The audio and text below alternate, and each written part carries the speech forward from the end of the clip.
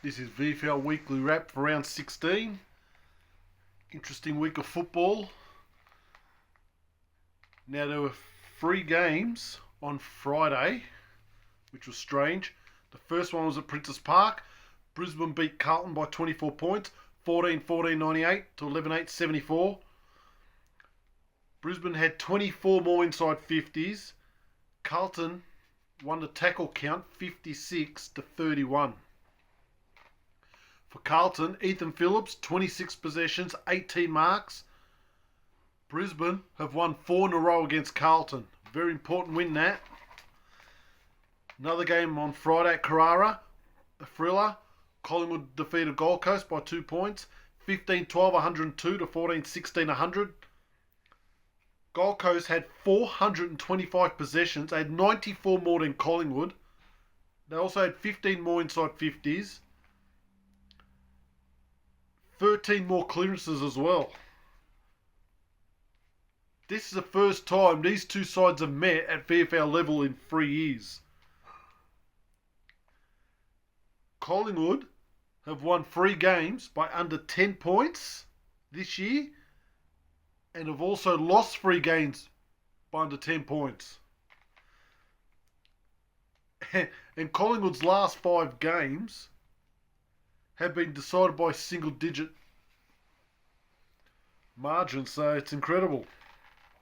Important win, that one. Friday night at Frankston Oval saw Frankston beat Port Melbourne by 35 points, 16-12, 108 to 11-7-73. Frankston won the free kick count, 30-15.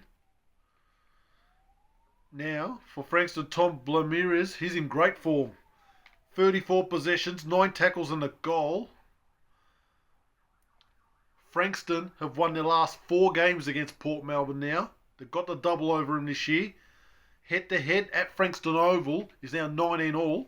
Frankston sneak into the top 10 with that win. Now, games on Saturday saw Southport beat Richmond by 28 points at Frankston Oval. Weird location. 15-15, 105 to 12-5, 77. The Sharks had 28 more inside 50s. Mate, this was a low tackle count game, this. Richmond 35, Southport 27.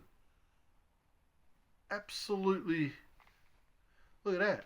62 tackles in the match.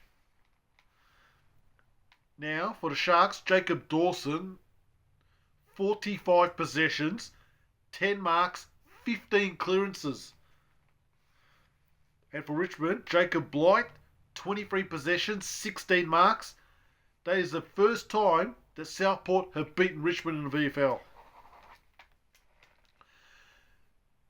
Now, game at NG Stadium saw an upset. Geelong belted GWS by 50 points, 18-7, 115 to 9-11, 65. For Geelong, Tobin Murray kicked 5 goals and had 18 possessions. Those 5 goals all came in the first half. Ted Closey, 31 possessions, 9 tackles, 12 clearances, 1 goal. A body blow lost there to West Sydney. Geelong, still a mathematical chance, but I seriously doubt it. At Box Hill City Oval, Box Hill belted Essendon by 69 points, 2014, 134 to 9-11, 65. Get this for a stat. Box Hill won the hitouts 48-6. Only 6 hitouts in the match. That is pathetic.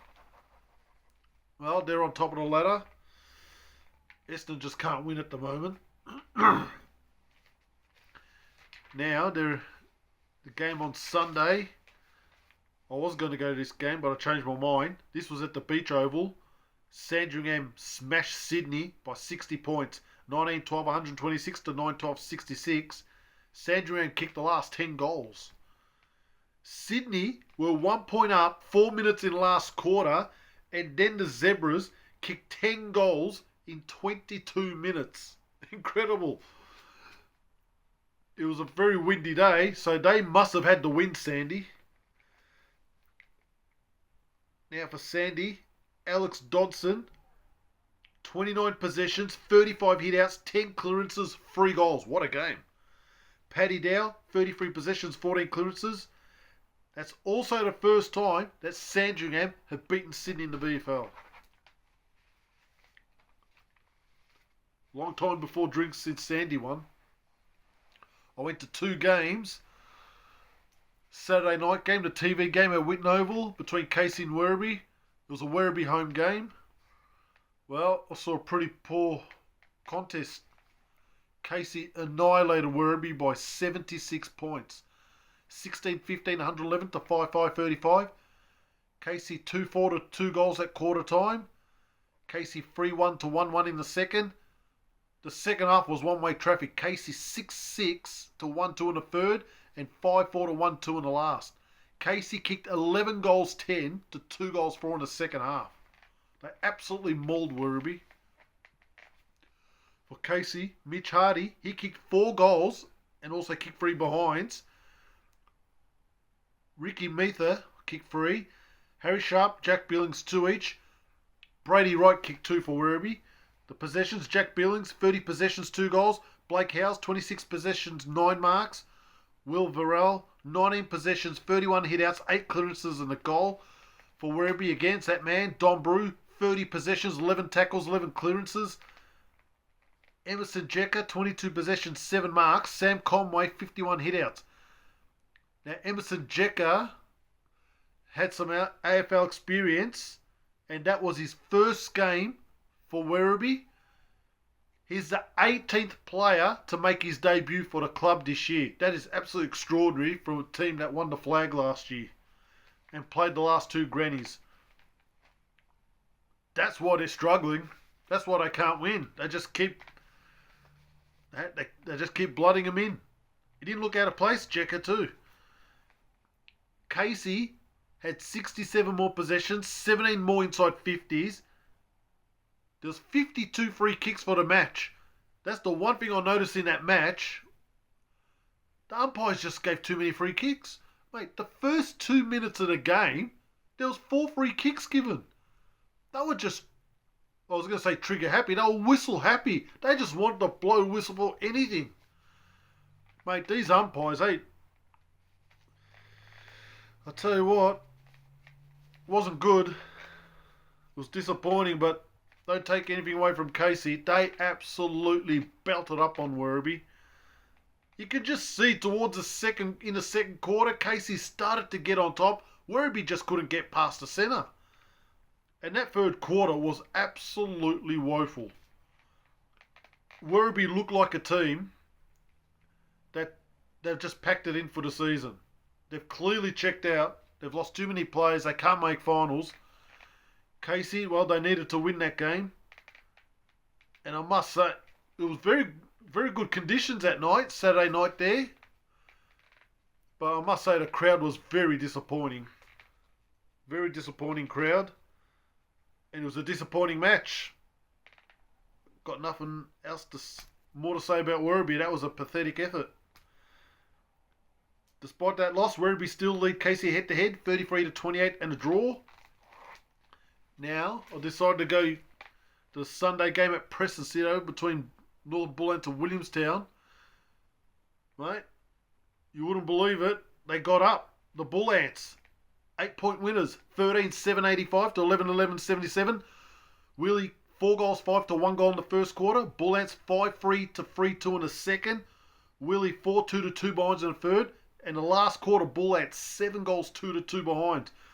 For the Bullants, Will Elliott had a good game. He kicked 4 goals. Caden Schreiber, 2 goals. And for Willie, Braden McLaughlin kicked 3. Nathan Calenta and Heath Ollington kicked 2 each.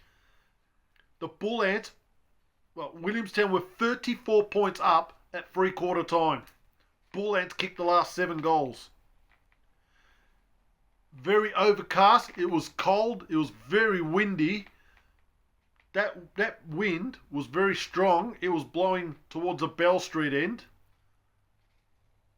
And I think the last 15 minutes of the match, when the game was on the line, that's when it started to rain. It was a very good crowd there. Great to see. Now, the Williamstown will be disappointed if that lost. They were 8-game winning streak. Their top 4 chances have taken a nosedive.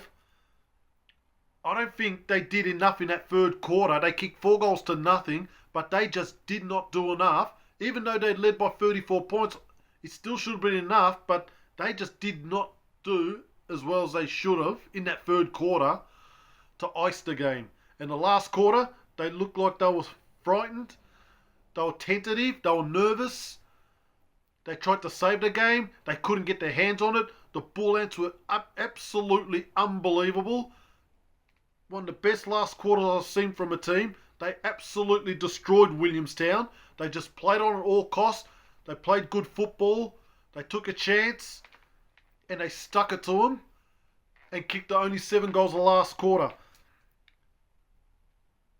Now, Pat Fairley had an excellent game for the Bull Ants. 42 possessions, 9 marks, 7 clearances, 1 goal.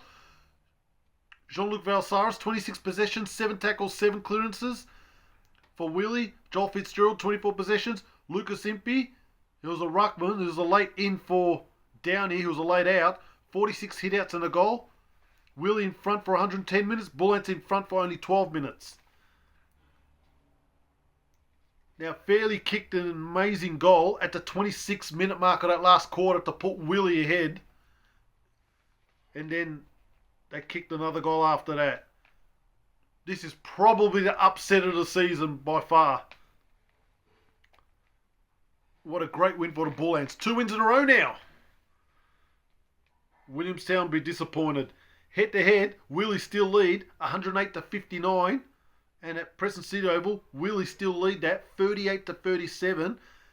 Willie's 7-game winning streak against the Bull Ants has ended. Remarkable result. Alright, we'll quickly go through the goal kickers. Broden McLaughlin's got 50. Lee McMahon 43. Mitch Pajaski 41. Hugh Dixon 40. The latter, Box Hill 48. Sharks are 42. Footscray 40.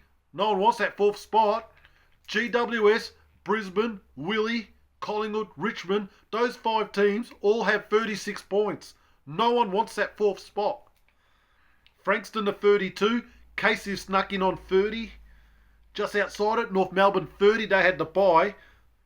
Coburg at 28. Carlton at 28. Forget about the rest. Geelong 24. Werribee 20. Port Melbourne Suns 18. Essendon 12. Sandy at 10. Sydney 8. Bull Ants 8. Some teams have played 5 games. Some teams have played 4 games. It's taking shape now. Now round 17, another important round. 9 games. 3 teams have the bye. Richmond, Sandringham and Southport. There's a game Friday night at Friday afternoon at Windy Hill. Essendon GWS. I'll be at that game. Hopefully it doesn't get moved to the hangar. I really hate going to the hangar. Probably the worst ground in Victoria. Now there are 4 games on Saturday. Sydney play North Melbourne. Port Melbourne play Gold Coast. Brisbane play Footscray.